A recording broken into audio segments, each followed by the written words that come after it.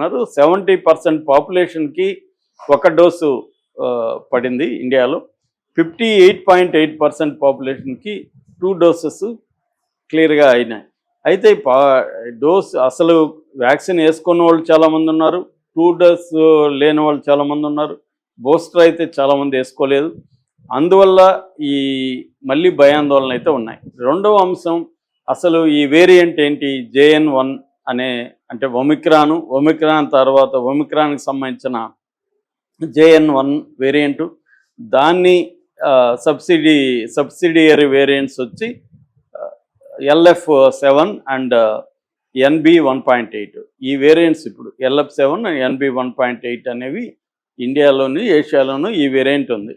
ఈ వేరియంట్ ఇండియాలో మైల్డ్గా ఉంది, సింగపూరు థాయిలాండ్ వాటిలో కొంత సివియర్గా ఉంది. ఇండియాలో ఇప్పటి వరకు మైల్డ్ సిమ్టమ్సే ఉన్నాయి.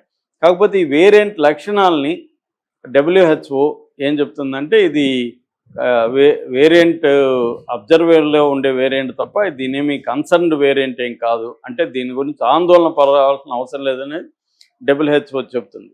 కానీ మనకు ఆందోళన ఎందుకు కలుగుతుందంటే WHO కూడా కరెక్ట్గా చెప్పదు, ఇట్లాగే మాట్లాడుతుంటారు వాళ్ళు, టెక్నికల్ భాషలో మాట్లాడతాం, గతంలో కూడా అదే చూసామనేది ఎక్కువ మంది విమర్శ ఉంది.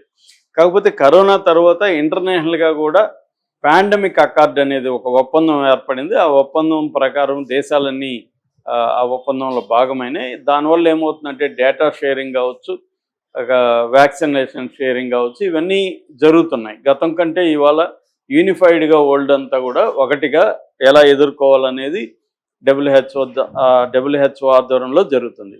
కాకపోతే దీంట్లో మళ్ళీ ఒక ఆందోళనకరమైన విషయం అంటే, ట్రంప్ వచ్చినాక దీని నుంచి బయటకు వచ్చేసింది అమెరికా, ఫండ్స్ కూడా ఆపేశారు. దానివల్ల కొంత దీని మీద రీసెర్చ్ వీటికి ఇబ్బంది కలుగుతుంది.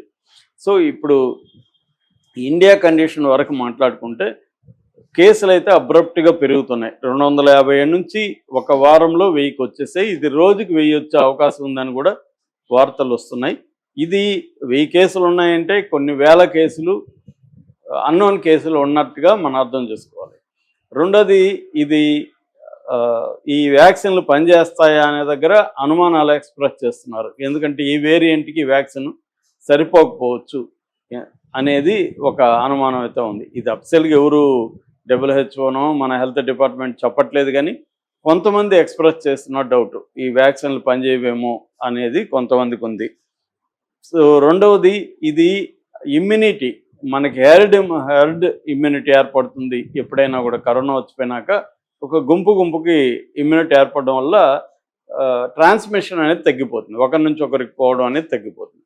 కానీ ఇది హెర్డ్ ఇమ్యూనిటీని బ్రేక్ చేస్తుంది, అంటే హెర్డ్ ఇమ్యూనిటీని బ్రేక్ చేసి అటాక్ చేస్తుంది అనేది కొంతమంది డాక్టర్లు ఎక్స్పర్ట్లు చెప్తున్నారు.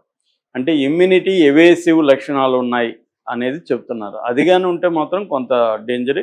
ఇప్పటి వరకు అయితే మన హెల్త్ డిపార్ట్మెంట్స్ సిటిజన్స్ చెప్తున్నది ఏమంటే, ఆల్రెడీ కోమార్బిడిటీస్ ఉన్నవాళ్ళు, అంటే వేరే జబ్బులు ఉన్న, ఆస్మా కావచ్చు, లంగ్స్ ఇష్యూస్ కావచ్చు, లేకపోతే బీపీ కావచ్చు, షుగర్ కావచ్చు, డయాబెటిక్స్, ఇలాంటివి ఉన్నవాళ్ళు జాగ్రత్తగా ఉండమని చెప్తున్నారు, అత్యంత జాగ్రత్తగా. అలాగే 12 ఏళ్ల లోపల పిల్లలు కూడా ఎక్కువ జాగ్రత్తగా ఉండాలి, అంటే వృద్ధులు పిల్లలు జాగ్రత్తగా ఉండాలి.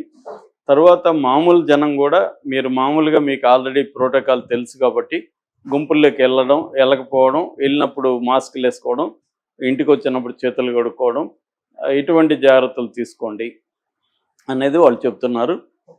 తర్వాత హెల్త్ కేర్కి సంబంధించి కూడా అన్ని రాష్ట్రాలను అలర్ట్ చేశారు. మొన్న సీఎంల మీటింగ్లో కూడా డిస్కస్ చేశారని చెప్తున్నారు. ఏదేమైనా కొంత ఈసారి కరోనా ఒక వేవ్ వచ్చిపోతుందా, లేకపోతే మైల్డ్గా వచ్చి వెళ్ళిపోతుందా అనేది చూడాలి. ఏదేమైనా అప్రమత్తంగా ఉండాల్సిన అవసరం అయితే ఉంది.